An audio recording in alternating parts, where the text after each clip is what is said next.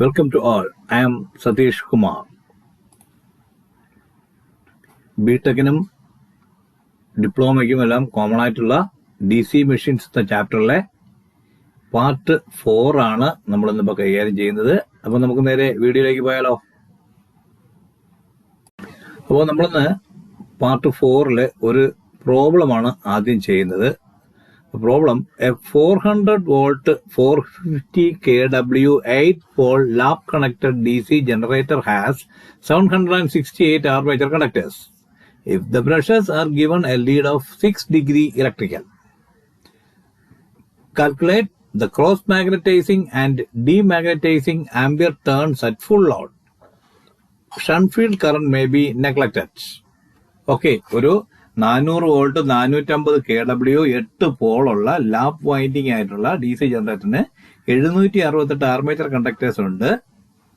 അപ്പോൾ ബ്രഷിന്റെ ഡിഗ്രി എന്ന് പറയുന്നത് ബീറ്റ എന്ന് പറയുന്നത് 6 ഡിഗ്രി ആണ്, 6 ഡിഗ്രി ഇലക്ട്രിക്കൽ ആണ്. അങ്ങനെയാണെങ്കിൽ ഇതിന്റെ ക്രോസ് മാഗ്നറ്റൈസിങ്ങും ഡിമാഗ്നറ്റൈസിങ് ആംപിയർ ടേൺസ് ഫുൾ ലോഡിൽ കണ്ടുപിടിക്കണം. ഷണ്ട് കറണ്ടിനെ നമ്മൾ നെഗ്ലക്ട് ചെയ്യാനാണ് പറഞ്ഞിരിക്കുന്നത്. അതായത് ഈ പ്രോബ്ലത്തിൽ ഷണ്ട് കറണ്ട് തരുന്നില്ല, അത് കണ്ടുപിടിക്കുകയും വേണ്ട. ഓക്കെ, അപ്പൊ നമുക്ക് പ്രോബ്ലം ചെയ്യുന്നതിന് മുമ്പ് ആദ്യം അതിന്റെ കാര്യങ്ങൾ എങ്ങനെയൊക്കെയാണ് ഇക്വേഷൻസ് നോക്കാം. ആദ്യം ഇക്വേഷൻ എന്ന് പറയുന്നത് ക്രോസ് മാഗ്നറ്റൈസിങ് ആംപിയർ ടേൺസ് എന്ന് പറയുന്നത് AT/P ആണ്.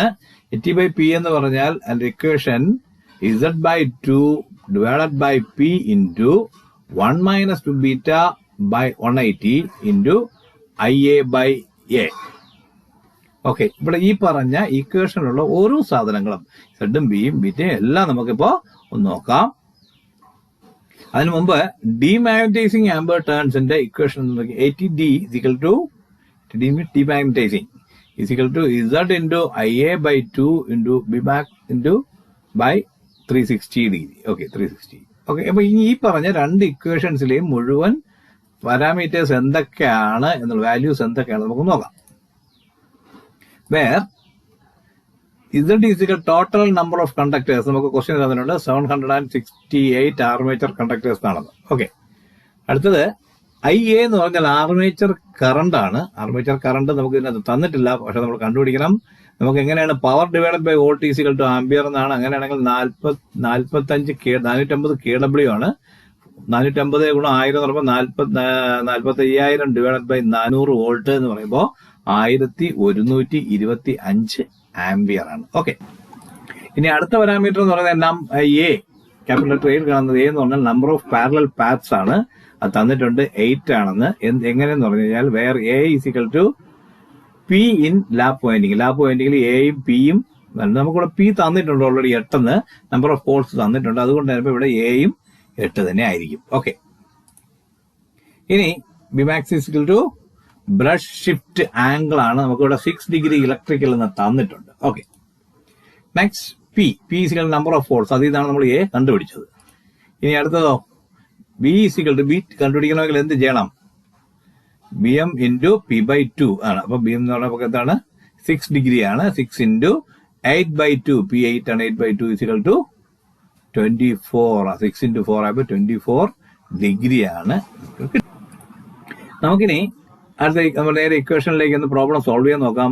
ഈ ക്രോസ് മാഗ്നറ്റൈസിങ് ആംപിയർ ടേൺസ് എന്ന് പറയുന്നത് നമ്മൾ പ്രകാരം 768/2 divided by 8 into 1 minus 2 into 24 by 180 into 1125/8. Okay, ഇത് സോൾവ് ചെയ്യുമ്പോഴോ 768/2 എന്നുള്ള 348 ആവും, ഡിവൈഡഡ് ബൈ 8 ആവും, ഇൻറ്റു 1 മൈനസ് 2 ഇൻറ്റു 24 ബൈ 180 എന്ന് പറയുന്നത് 1 മൈനസ് 0.2667. 666 ഞങ്ങൾ പോകുന്നത് നമ്മൾ റൗണ്ട് ഓഫ് 2667 ആക്കി, ഇൻറ്റു 1225/8 എന്ന് പറഞ്ഞാൽ 140.625. വീണ്ടും ഒന്നുകൂടെ സോൾവ് ചെയ്ത് കഴിഞ്ഞാൽ, സിംപ്ലിഫൈ ചെയ്ത് കഴിഞ്ഞാൽ 48 ഇൻറ്റു 0.733 ഇൻറ്റു 140.625. ലാസ്റ്റ് ആൻസർ എന്ന് പറയുന്നത് ക്രോസ് മാഗ്നറ്റൈസിങ് ആംപിയർ ടേൺസ് എന്ന് പറയുന്നത് 4,947.75 ടേൺസ് ആണ്. നമുക്ക് റൗണ്ട് ഓഫ് 4,947 നിർത്താം, അല്ലെങ്കിൽ 48 നിർത്താം. ഓക്കെ, നമുക്ക് ഡിമാഗ്നറ്റൈസിങ് എങ്ങനെയാണെന്ന് നോക്കാം. അതെന്ന് പറയുന്നത് നമ്മൾ ATD എങ്ങനെയാണ്? 768 into 1125/2 into 6/360. സോൾവ് ചെയ്ത് സിംപ്ലിഫൈ ചെയ്യുമ്പോൾ 768 into 562.5 into 0.01666 എന്ന് പറഞ്ഞാൽ പോകും. അത് 67 ആയിട്ട് നമ്മൾ റൗണ്ട് ഓഫ് ചെയ്തു. ഇനി ഒന്നുകൂടെ സിംപ്ലിഫൈ ചെയ്താൽ 7201.44 എന്ന് നമുക്ക് ആൻസർ കിട്ടും. ഓക്കെ, അപ്പൊ നമ്മുടെ പ്രോബ്ലം ഇവിടെ സോൾവ് ആയി കഴിഞ്ഞു. അടുത്തതെന്ന് പറയുന്നത് ഒരു 12ാമത്തെ ക്വസ്റ്റ്യനിലേക്കാണ് പോകുന്നത്. ഇതൊക്കെ ഹെവി, വലിയ ഒരു 10 മാർക്ക് 15 മാർക്ക് 20 മാർക്കിനൊക്കെ ചോദിക്കുന്ന ക്വസ്റ്റ്യൻസ് ആണ്. Okay, what is commutation? Explain the possible reasons for sparking during commutation. What are the methods for improving commutation? 3 question ഒറ്റയടിക്കാണ് ചോദിച്ചിരിക്കുന്നത്. ഇത് 10 മാർക്കിനോ 15 മാർക്കിനോ ഒക്കെ ചോദിക്കുന്ന ചോദ്യമാണ്. Then what is commutation? അത് കഴിഞ്ഞ് explain the possible reasons for sparking during commutation. എന്തുകൊണ്ടാണ് ഇത് spark ചെയ്യുന്നത്, കമ്മ്യൂട്ടേഷൻ സ്പാർക്ക് ചെയ്യുന്നതെന്നും, പിന്നെ എന്തൊക്കെയാണ് ഇംപ്രൂവ് ചെയ്യാൻ, കമ്മ്യൂട്ടേഷൻ ഇംപ്രൂവ് ചെയ്യാനുള്ള മെത്തേഡ്സ് എന്തൊക്കെയാണ്. അപ്പൊ നമുക്ക് ആദ്യം കമ്മ്യൂട്ടേഷൻ എന്താണെന്ന് നോക്കാം. In DC machines, the process of reversing current is known as commutation. The function served by the commutator of a DC generator is to convert the induced AC into the conductors into a DC output. Before applying the DC current, the motor's coil's commutation is utilized in DC motors to switch the direction of the current. നമുക്ക് അറിയാം, അതിനകത്ത് generate ചെയ്യുന്നത് AC ആണ്. അതിനെ DCയിലേക്ക് commutator വഴി നമ്മൾ മാറ്റുകയാണ് ചെയ്യുന്നത്, DC ആക്കി മാറ്റുകയാണ് ചെയ്യുന്നത്. ആ സമയത്തുണ്ടാകുന്ന ആ റിവേഴ്സിംഗ് കറണ്ടിനെയാണ് നമ്മൾ കമ്മ്യൂട്ടേഷൻ എന്ന്. ഓക്കെ, ദെൻ ഇനിയിപ്പോ നമുക്ക് ഇങ്ങോട്ട് നോക്കാം. If there is excess sparking or arcing, this could be a sign for the carbon brushes not having proper contact against the commutator, and means that there could be a possibility to wear the commutator. അപ്പൊ നമുക്ക് ഇവിടെ എന്താണ് ഒരു excess sparking, എന്താണ് അതിനകത്തുള്ള സ്വയം ഇപ്പോൾ carbon pressure ഉണ്ടാവുകയാണെങ്കിൽ തന്നെ അതൊരു പ്രോപ്പർ കോണ്ടാക്ട് എവിടെയാണ് അഗൈൻസ്റ്റ് കമ്മ്യൂട്ടേറ്റർ ആണ്. കോപ്പർ സെഗ്മെന്റിനകത്ത് proper contact, and means that there could be a possibility to wear the commutator.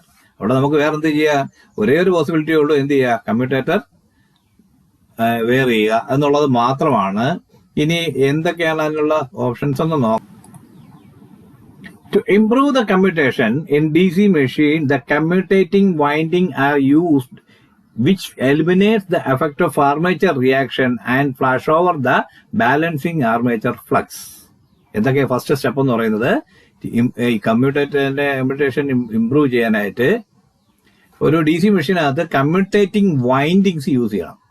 ആ വൈൻഡിങ്സ് എന്ത് ചെയ്യുന്നു, ആർമേച്ചർ റിയാക്ഷനെ എലിമിനേറ്റ് ചെയ്ത് കളയും. And flash over the balancing armature current, armature കറണ്ടിനെ ഫ്ലാഷ് ഓവർ ബാലൻസ് ചെയ്യുകയും ചെയ്യും.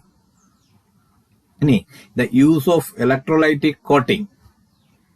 അപ്പൊ ഇലക്ട്രോലൈറ്റിക് കോട്ടിംഗ് ടെക്നിക്സ് കമ്പ്യൂട്ടറിനകത്ത് ഡിസൈൻ ചെയ്ത് കഴിഞ്ഞാൽ electrolytic coating techniques are used to create a protective coating on the surface of commutator. ഇതിനകത്തൊരു പ്രൊട്ടക്റ്റീവ് കോട്ടിംഗ് ഉണ്ടാകും. Electrolytic ആയപ്പോൾ തന്നെ ആ സ്പാർക്കിന്റെ കുറയ്ക്കുകയും ചെയ്യും, എന്നാൽ കോണ്ടാക്ട് അവിടെ കിട്ടുകയും ചെയ്യും. This coating helps to reduce the sparking and wear during operation, which the time helps to extend the lifetime to a commutator. അപ്പൊ നമുക്ക് അതിന്റെ ലൈഫ് ടൈം കൂട്ടാനും കൂടെ ഇവിടെ നമുക്ക് സഹായകമാകുകയും ചെയ്യും. ഓക്കെ, അപ്പോൾ ഇലക്ട്രോലൈറ്റിക് കോട്ടിങ്ങും എല്ലാം ഉണ്ട്. ഇപ്പൊ നമ്മൾ ഇതിനകത്ത് ആർമേച്ചർ റിയാക്ഷനും കമ്മ്യൂട്ടേഷനും ഒക്കെ നമ്മൾ അതിനകത്തൂടെ കടന്നുപോയി. അപ്പോ ഈ വീഡിയോ ഇവിടെ അവസാനിക്കുകയാണ്. അടുത്ത വീഡിയോ കാണുന്നത് വരെ കാത്തിരിക്കുക. നിങ്ങളുടെ സെയിം ഇതിലുള്ളവരടുത്ത് ഇത് ഷെയർ ചെയ്ത് കൊടുക്കുക. നിങ്ങളുടെ അഭിപ്രായങ്ങൾ ഇതിനകത്തൂടെ അറിയിക്കുക. ഓക്കെ, നെക്സ്റ്റ് വീഡിയോ വരെ. Thank you.